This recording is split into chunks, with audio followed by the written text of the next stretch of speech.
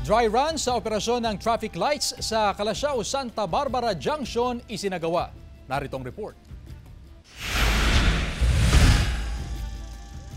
Full force sa mga kawani ng Public Order and Safety Office sa pagmamando ng trapiko sa pag-uumpisa ng balik eskwela sa Calasiao, Pangasinan ngayong araw. Kaninang umaga, naranasan ng mabigat na daloy ng trapiko sa sentro ng bayan. Talagang lalabas na yung mga PUGG, siyempre pasukan na, may mga pasahero na. Isa sa pinakatinututukan ng poso ang Calasiao Santa Barbara Junction. Sinimulan na kasing gamitin ang traffic lights sa intersection. Pero ayon sa poso, dry run pa lamang ito. Maganda kung mag-volume sana para alam nilang bawasan yung seconds o dagdagan. Kumwari yung Calasiao going to Dagupan, medyo yung 60 seconds kulang, baka dadagdagan nila, gawin nila yung ganun.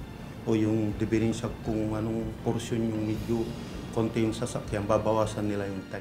Para sa ilang motorista, malaking tulong daw kung maging fully operational na ang traffic lights. Okay lang po ma'am para mabawasan naman yung traffic. Parehas dapat sana may na yung traffic light doon para magaan ang usad ng mga sasakyan. Kasi nag-focus yung traffic talaga yun. Kasi pag yung lalo na pagtagulan, walang traffic light, talagang unahan ng linya. Bukod sa adjustment sa timer ng traffic lights, sinimulan na rin ng poso ang clearing operations para sa paglilipat ng signages. Plano na ring pinturahan ang mga pedestrian lane. Antay na po, baka itong week, pwedeng fully operational na po yun. Kasama si Daryl Peralta, Jewel Fernandez, One North Central Luzon.